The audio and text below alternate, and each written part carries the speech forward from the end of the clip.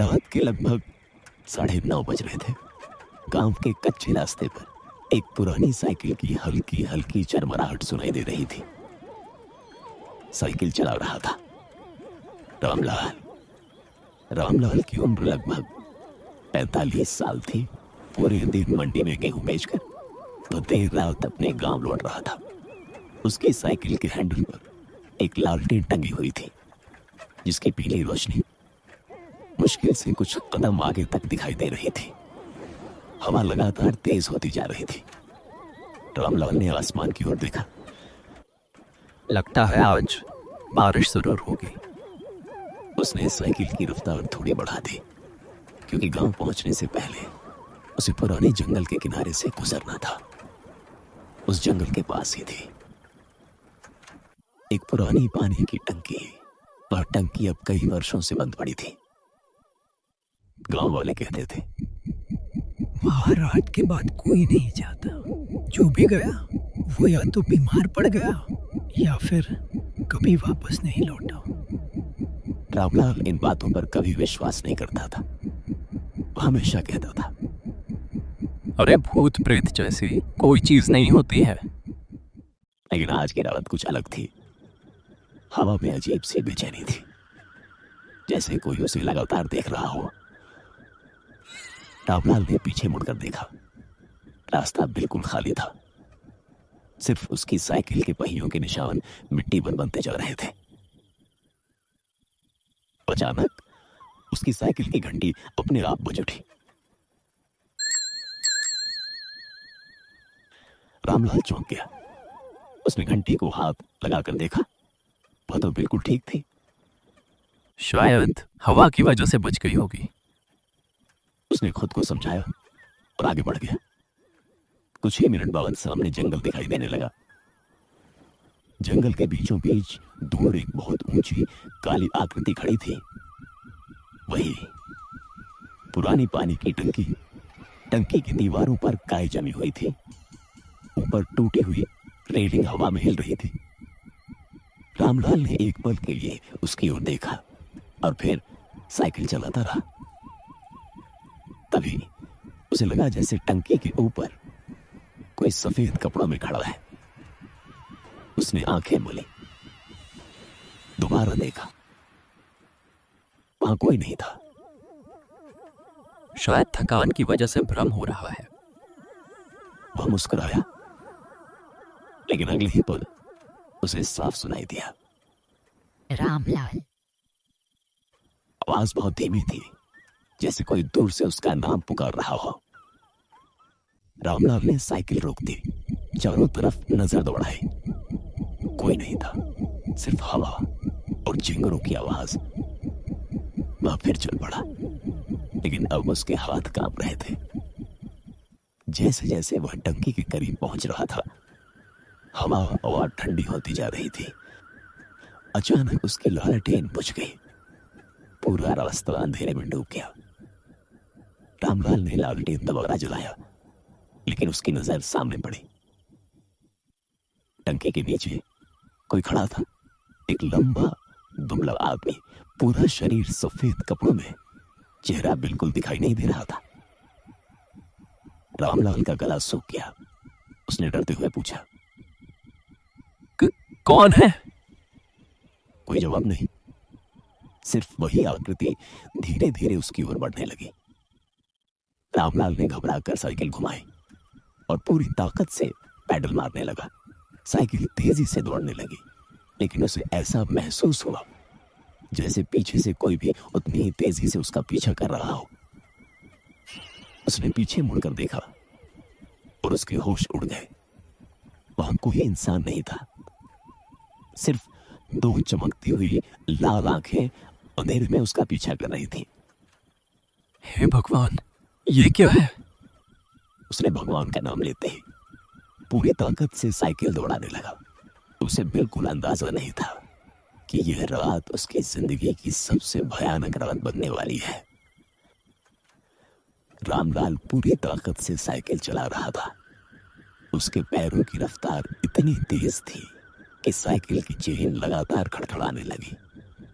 ठंडी हवा उसके चेहरे पर चाबुक की तरह लग रही थी।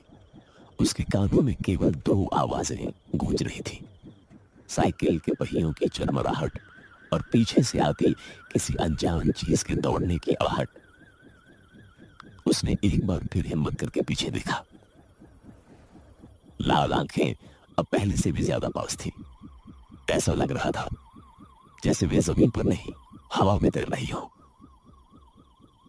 रामलाल के माथे पर पसीना छलक आया। हे भोलेनाथ, मेरी रक्षा करना। तभी अचानक साइकिल किसी पत्थर से टकराई। रामलाल सड़क पर जा गिरा।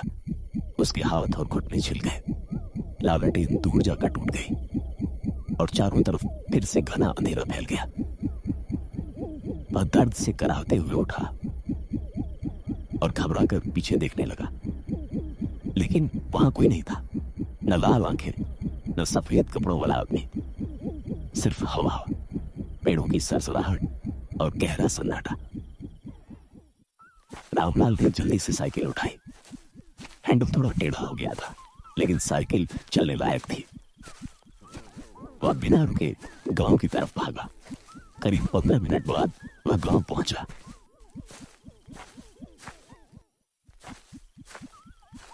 उसके घर के बाहर उसकी पत्नी गीता खड़ी थी। अरे, इतनी देर क्यों हो गई और ये हालत कैसे हो गई? रामलाल कुछ पल तक चुप रहा, फिर बोला, रास्ते में पुरानी पानी की टंकी के पास मैंने कुछ देखा। गीता का चेहरा सफेद पड़ गया। मैंने कितनी बार कहा है, उस रास्ते से रात में मत जाया करो। रामलाल ने पहली बार महसूस किया कि शायद गांव वालों की बातें सिर्फ अफवाह नहीं थी। उस रात उसे बिल्कुल नींद नहीं आई। जैसे ही वह आंखें बंद करता, उसे वही लाल आंखें दिखाई देती। सुबह सूरज निकला तो उसने सोचा कि रात का डर अब खत्म हो जाएगा, लेकिन असली डर तो अभी शुरू हुआ था। सुबह गांव के चौपाल पर लोग इकट्ठा थे। सबके चेहरों पर चिंता साफ दिखाई दे रही थी। रामलाल भी वहां पहुंचा। गांव के बुजुर्ग हरिराम बोले, कल रात फिर एक अजीब घटना हुई है। क्या हुआ बाबा? चरवाहा मोहन सुबह से गायब है। उसकी लाठी जंगल के पास मिली है और उसके पैरों के निशान सीधे पुरानी पानी की टंकी तक जाते हैं। यह सुनते ही रामलाल के शरीर में सिहरन दौड़ गई। उसने तुरंत रात वाली बात सबको बता दी। कुछ लोग हंसने लगे। अरे, रात का वहम होगा। लेकिन हरिराम की आंखों में डर साफ दिखाई दे रहा था। उन्होंने धीमी आवाज में कहा, 30 साल पहले भी ऐसा ही हुआ था। सभी लोग हैरानी से उनकी तरफ देखने लगे। उस समय उस टंकी की देखभाल एक चौकीदार करता था। नाम था रघुवीर। एक बरसाती रात में वो अचानक गायब हो गया। जब लोग उसे खोजने पहुंचे तो टंकी के अंदर सिर्फ उसकी लालटेन मिली, लेकिन रघुवीर कभी नहीं मिला।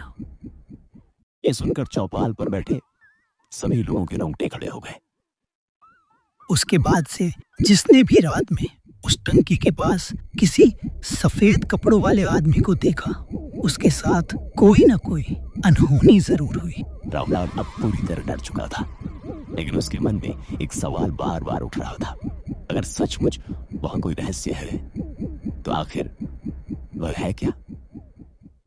उसी शाम गांव में मोहन की तलाश के लिए 5 लोगों की टोली बनाई गई। रामलाल भी उनके साथ जाने को तैयार हो गया। सूरज ढलने से पहले वे जंगल पहुंच गए। चारों तरफ अजीब सी खामोशी थी। पेड़ों पर बैठे पक्षी भी जैसे चुप थे।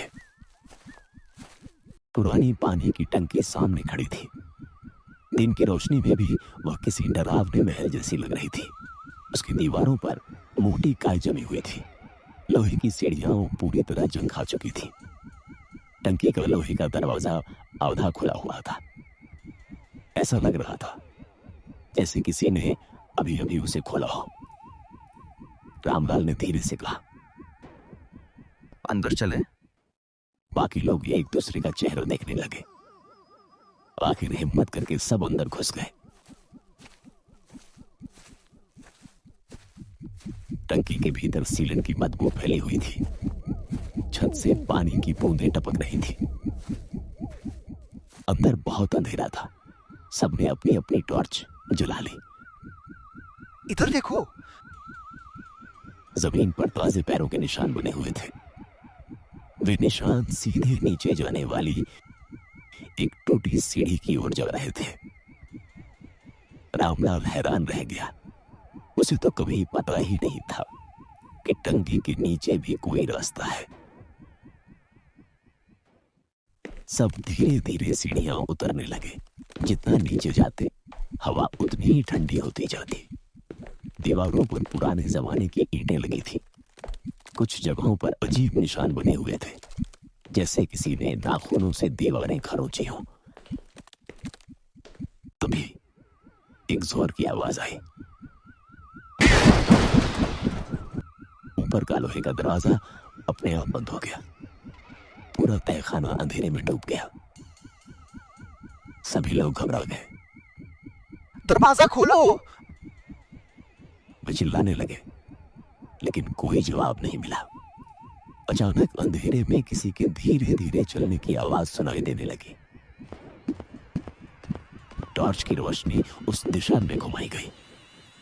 वहां कोई नहीं था, लेकिन आवाज उन चारों तरफ से आ रही थी, जैसे कोई उन्हें चारों ओर से घेर रहा हो।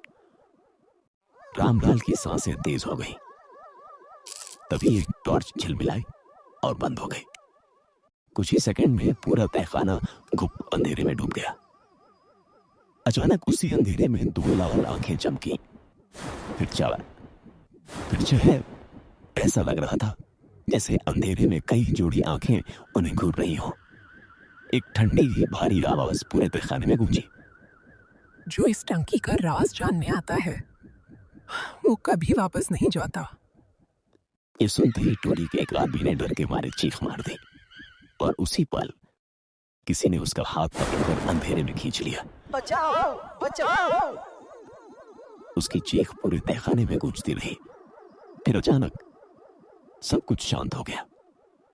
रामलाल और बाकी लोग पत्थर की मूर्तियों की तरह वहीं खड़े रह गए। उन्हें समझ ही नहीं आ रहा था कि उनका साथी कहां गायब हो गया। लेकिन असली रहस्य अभी बाकी था, क्योंकि उसी समय टंकी की सबसे अंदर वाली दीवार धीरे धीरे खिसकने लगी, और उसके पीछे एक ऐसा गुप्त कमरा दिखाई दिया जिसे शायद पिछले 50 सालों से किसी इंसान ने नहीं देखा था। ऊपर से आती हवा की आवाज भी अब बंद हो चुकी थी। ऐसा लग रहा था जैसे पूरी दुनिया उस पुराने तहखाने के बाहर कहीं दूर छूट गई हो। रामलाल के साथ केवल 2 आदमी बचे थे, गोपाल और श्याम, उनका चौथा साथी कुछ ही पल पहले अंधेरे में गायब हो चुका था। उसकी चीख अब भी रामलाल के कानों में गूंज रही थी। हमें यहाँ से जल्दी निकलना होगा। रामलाल ने सिर हिलाया। तभी उनके सामने दीवार धीरे धीरे खिसककर पूरी तरह खुल गई। उसके पीछे एक लंबा संकरा रास्ता दिखाई दिया। रास्ते के दोनों तरफ पत्थर की दीवारें थीं। दीवारों पर पुराने हाथों के निशान बने थे। कुछ निशान इतने छोटे थे जैसे बच्चों के हाथ हो, और कुछ इतने बड़े थे कि देखकर ही डर लगे। श्याम ने टॉर्च आगे की। रास्ते के अंत में एक कमरा दिखाई दे रहा था। कमरे के अंदर हल्की पीली रोशनी चमक रही थी। रामलाल हैरान रह गया। यहाँ बिजली कैसे हो सकती है? तीनों धीरे धीरे उस कमरे की तरफ बढ़ने लगे। जैसे ही वे अंदर पहुंचे, उनके पैरों के नीचे कुछ खड़का। रामलाल ने टॉर्च नीचे की। वहां एक पुरानी लोहे की लालटेन पड़ी थी।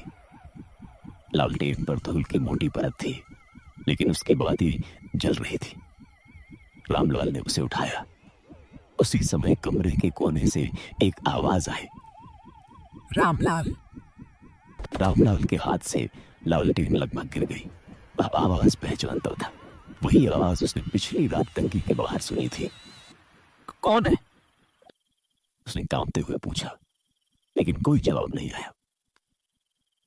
फिर दीवार पर लगी एक पुरानी तस्वीर अचानक टॉर्च की रोशनी में दिखाई दी। तस्वीर में एक आदमी खड़ा था, सफेद कपड़े, हाथ में लालटेन और चेहरे पर गंभीर भाव। हरिराम ने जिस चौकीदार का नाम बताया था वह वही आदमी था, रघुवीर। तस्वीर के नीचे धूल में कुछ शब्द लिखे थे, रघुवीर चौकीदार 1978। रामलाल कुछ बोल नहीं पाया। तभी गोपाल ने कमरे की दूसरी ओर देखा। कमरे के कोने में एक पुराना लोहे का संदूक छिपा हुआ था। संदूक पर ताला लगा था, लेकिन ताला जंग से लगभग टूट चुका था। श्याम ने पत्थर से ताले पर वार किया। तीसरी वार में से ताला टूट गया। संदूक खुलते ही कमरे में सड़ी हुई कागजों की गंध फैल गई। अंदर पुराने कागज, एक डायरी और कई काली सफेद तस्वीरें थीं। रामलाल ने डायरी उठाई। पहले पन्ने पर लिखा था, अगर कोई यह डायरी पढ़ रहा है तो समझ लो कि टंकी का राज अब तुम्हारे सामने है। रामलाल ने पढ़ना शुरू किया। डायरी रघुवीर की थी। उसमें लिखा था कि लगभग 50 साल पहले गांव में पानी की बहुत कमी पड़ गई थी। सरकार ने गांव के लिए यह बड़ी पानी की टंकी बनवाई थी, लेकिन टंकी बनने के कुछ महीनों बाद ही रघुवीर को नीचे एक गुप्त सुरंग मिली। उस सुरंग का रास्ता टंकी के नीचे से जंगल के अंदर तक जाता था। शुरुआत में रघुवीर ने सोचा कि यह पुराना निर्माण होगा, लेकिन एक रात उसने सुरंग में किसी बच्चे के रोने की आवाज सुनी। वह आवाज लगातार आती रही। रघुवीर लालटेन लेकर सुरंग में गया। वहां उसे एक छोटा कमरा मिला। कमरे में पुराने कपड़े, बच्चों के खिलौने और कई तस्वीरें पड़ी थी, लेकिन वहां कोई बच्चा नहीं था। उस रात के बाद रघुवीर बदल गया। वो अक्सर कहता था, टंकी के नीचे से किसी बच्चे के रोने की आवाज आती है। गांव वालों ने उसकी बात पर ध्यान नहीं दिया। फिर एक एक करके लोग रात में गायब होने लगे। डायरी के आखिरी कुछ पन्नों पर लिखावट बुरी तरह कांपती हुई थी। एक जगह लिखा था, आज मुझे सच पता चल गया है। यहाँ जो दिखाई देता है वो इंसान नहीं है। ये उन लोगों की आवाज में बुलाता है जिन्हें हम जानते हैं। जो इसकी आवाज सुनकर नीचे आता है वो वापस नहीं जाता। रामलाल की उंगलियां कांपने लगी। उसने अगला पन्ना पलटा। आखिरी लाइन थी, अगर मैं गायब हो जाऊं तो टंकी को कभी मत खोलना। नीचे जो है उसे बाहर मत आने देना। डायरी वहीं खत्म हो गई। कमरे में अचानक ठंडी हवा चलने लगी। लालटेन की लौ जोर जोर से कांपने लगी। फिर लालटेन बुझ गई। पूरा कमरा अंधेरे में डूब गया। रामलाल! किसी ने धीरे से पुकारा। रामलाल ने आंखें बंद कर ली। ये आवाज उसकी पत्नी गीता की थी। रामलाल, मुझे बचाओ! रामलाल का दिल जोर जोर से धड़कने लगा। मत सुनो, ये तुम्हें बाहर बुला रही है। लेकिन आवाज और तेज हो गई। रामलाल, मैं यहाँ हूँ। अब आवाज बिल्कुल पास से आ रही थी। रामलाल ने टॉर्च जलाई। कमरे के दरवाजे पर एक औरत खड़ी थी। सफेद साड़ी, झुका हुआ सिर, लंबे बाल चेहरे पर पड़े हुए। रामलाल की आंखें फैल गई। गीता, वह अनजाने में एक कदम आगे बढ़ा। रुक जाओ, आगे मत जाना। औरत ने धीरे धीरे अपना सिर उठाया। उसका चेहरा दिखाई दिया। चेहरा नहीं था, सिर्फ काली गहरी खाली जगह। रामलाल पीछे हट गया। उसी क्षण वह आकृति चीखने लगी। इतनी भयानक चीख कि पूरी टंकी की दीवारें कांप उठी। और फिर कमरे की दीवारों से दर्जनों हाथ बाहर निकलने लगे। काले ये सूखे मानव हाथ वे तीनों की तरफ बढ़ रहे थे। भागो जल्दी।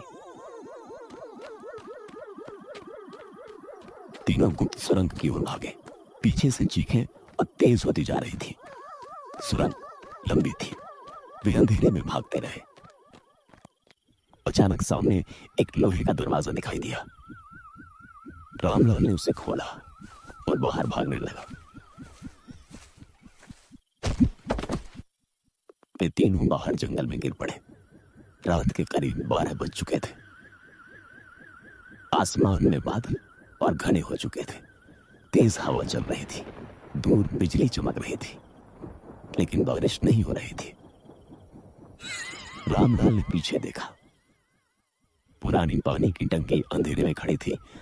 उसकी ऊपरी में वही सफेद कपड़ों वाला आदमी दिखाई दे रहा था, रघुवीर। वह चुपचाप उन्हें देख रहा था। रामलाल ने हाथ जोड़ लिए। हमें छोड़ दो। रघुवीर ने कोई जवाब नहीं दिया। उसने सिर्फ अपना हाथ उठाया और टंकी की ओर इशारा किया। रामलाल ने टॉर्च से देखा। टंकी के नीचे एक जगह जमीन फटी हुई थी। वहां से काला धुआं निकल रहा था। हमें इसे बंद करना होगा। तीनों दौड़कर टंकी के पास पहुंचे।